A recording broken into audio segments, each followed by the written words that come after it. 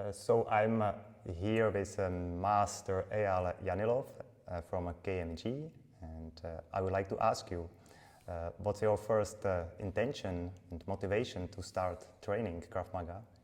Oh, it was so 50 years ago. You think I remember? Oh, 50 years. 50 years ago, exactly. Oh, come on.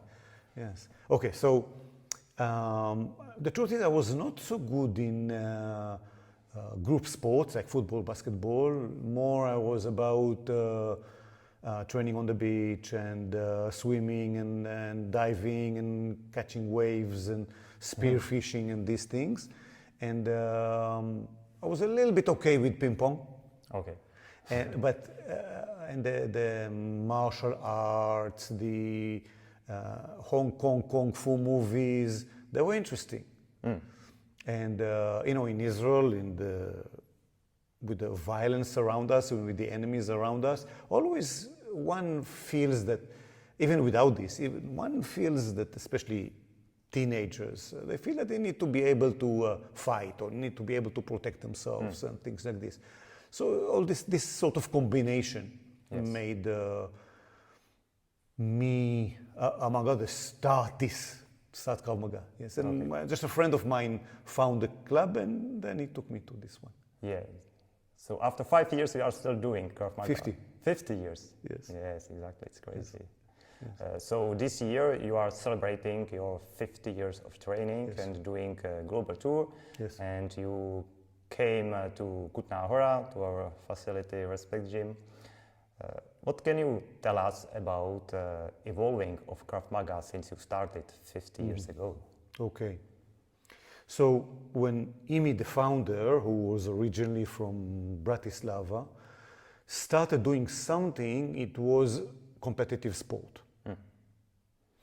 And then he was teaching a little bit self-defense to the Jewish guards, which assisting in protecting the Jewish community in the 1930s against the fascists. And then he went to Israel.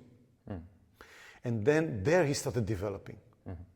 So he was teaching military in the beginning, resistance and military in the beginning. So Krav Maga was in the really beginning, was mainly for soldiers, women and men, to function with a weapon, some self-defense techniques, some killing techniques. If you cannot really shoot the enemy, then you kill him with a gun, without shooting, or with a knife, or with a rope, or things like this. So when I started Krav Maga, it was already 10 years in the civilian life. And Imi was a genius in bringing the best solution for a specific problem. But he was not teaching a system. He himself was like the system, but he was not teaching a system. He was only teaching techniques. So the curriculum that we had was self-defense, some control techniques like police, some military techniques, maybe with something that looks like a bayonet, or century removals, like killing techniques. I was 16, 17, I was jumping on people and simulating in the training, simulating killing techniques with knife or with rope.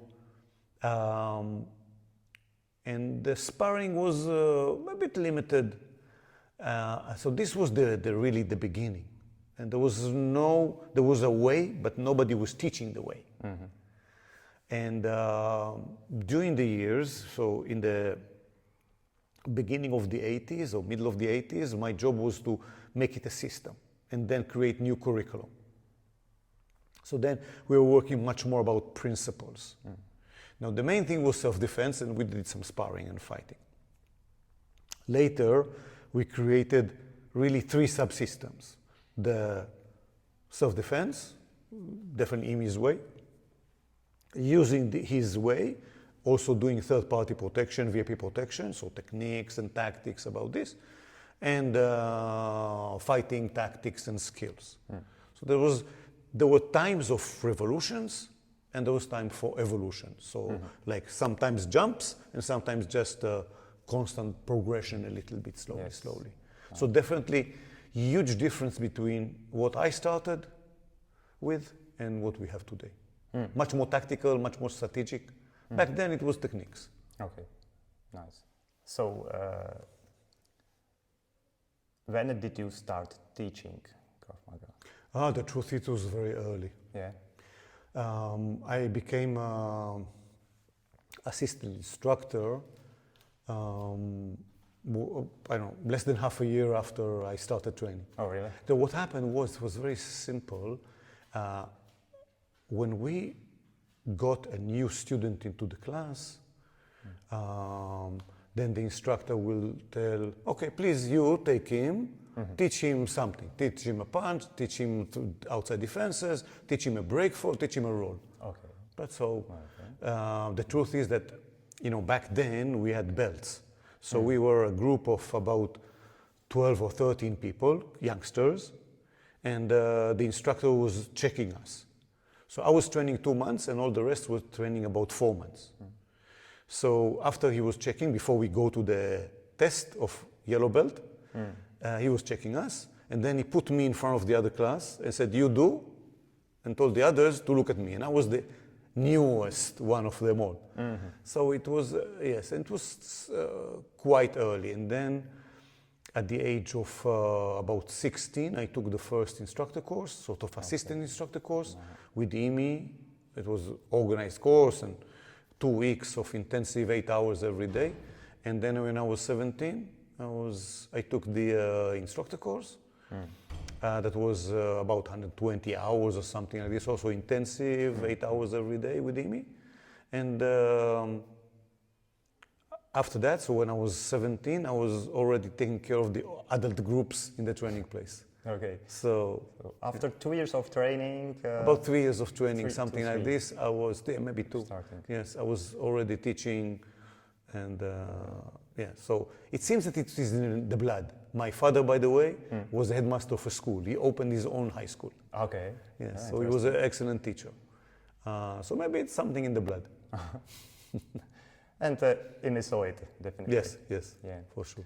Okay. Can you share with us some funny experience during your teaching? Do you have something? Some funny stuff about teaching. Yeah. Yes. Incidents, the truth is there are a lot of incidents. I have to remember something specific. First of all, I tell jokes. Yes, okay. So then I like it, people are making Yes.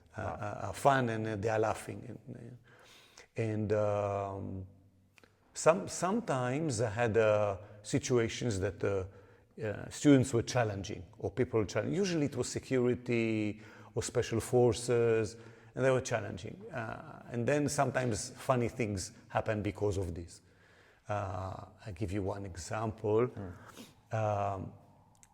It was not funny, but when you look at it afterwards, it was a good lesson. So we were training the special forces of the military, and I was telling the guys, please do certain exercise and do not resist when the partner is striking, marking, striking, taking you to the ground, doing something that is elevating aggression, determination, ability to create damage and destruction. So this was the drill, without hurting the partner.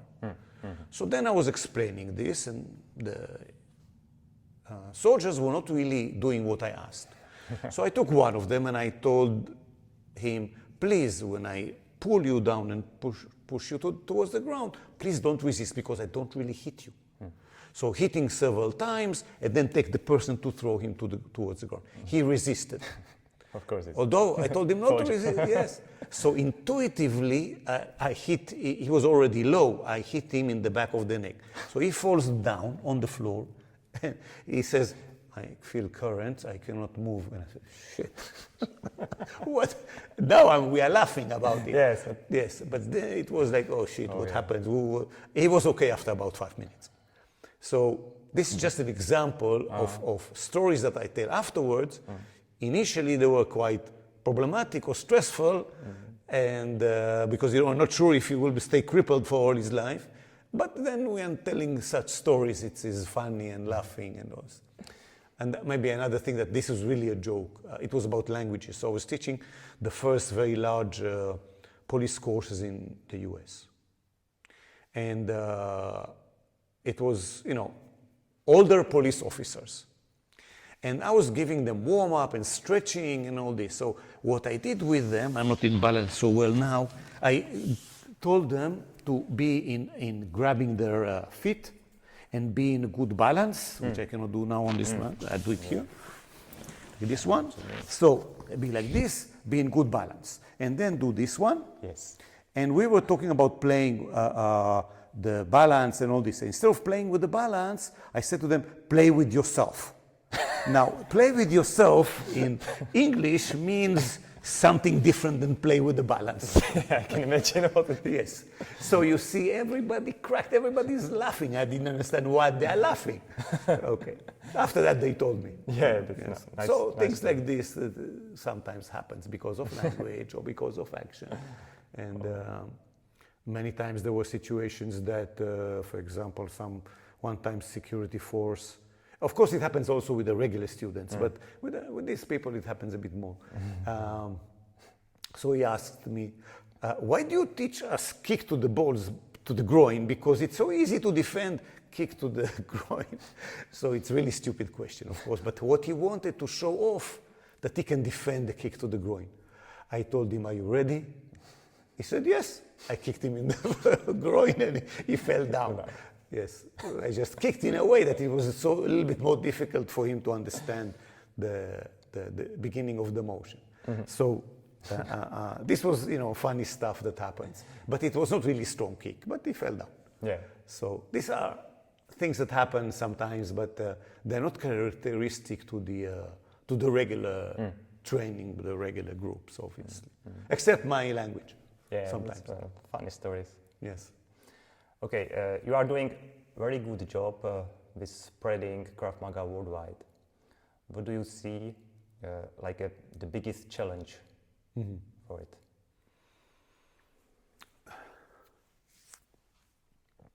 When I started spreading Krav Maga in the world, it was 1994, so 30 years ago. Before that, it was only a little bit in the US. Back then, in the 90s, we had no apps and no internet and no websites and all this. And we were using the martial art magazines to approach the people, to get to the people.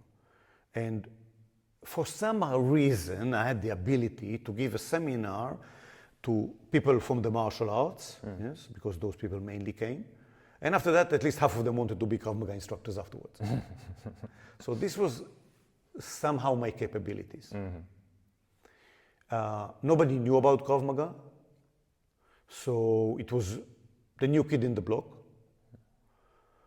Now, and by the way, I put personally, of course with the local help in every country, I brought Krav Maga to about 35 countries, something like this, from New Zealand to Finland.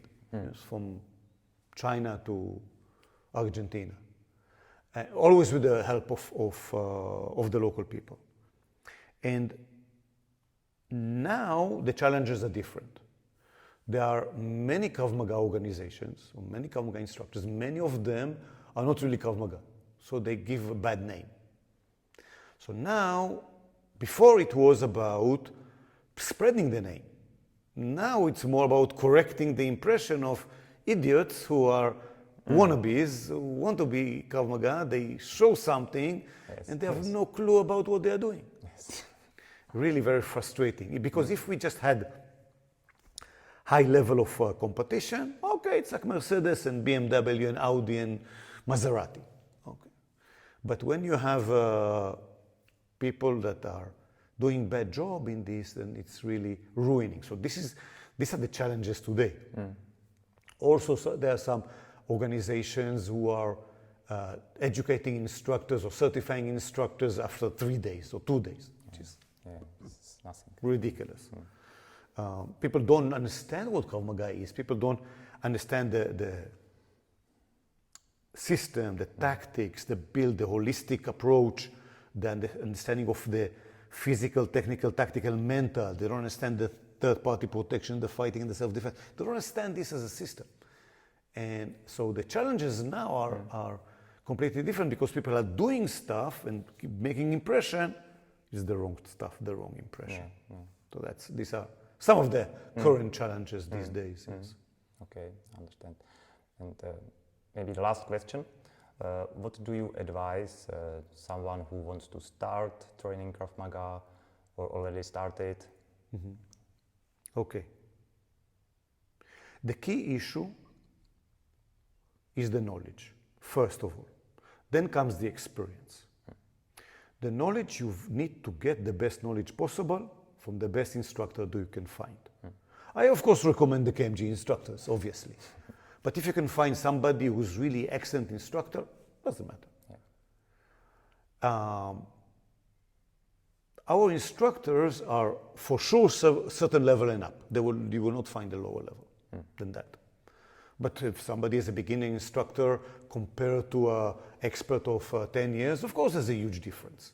But still a beginner needs a good instructor. So first of all, the first thing is get to train by a good instructor that will deliver you the best knowledge in the best way possible, in the most systematical way possible. That's the first thing. The second thing is whom you are training with. So you need to gain the experience. Knowledge is one thing, experience is the next thing. And in order to be high level, you need to combine both of them. Of the other things, obviously, like the confidence, the mindset, etc. But the beginning is what we could call about faith, trust, believe. You need to have the knowledge is one thing. You need to believe in the knowledge, faith in the knowledge. You have to trust the instructor. If it's somebody who you can really trust and deliver you the knowledge in the best way possible. And then you can believe in yourself. You can gain the experience. You can gain the confidence. You can gain the high level of proficiency, self-efficacy. And then you'll have high level of results. So these are the two bulks. The bulk of the knowledge, the bulk of the experience. Combine them two. Yeah. That's the name of the game is training, obviously, because the experience is so important. Yes. Yes. That's it. Okay, cool.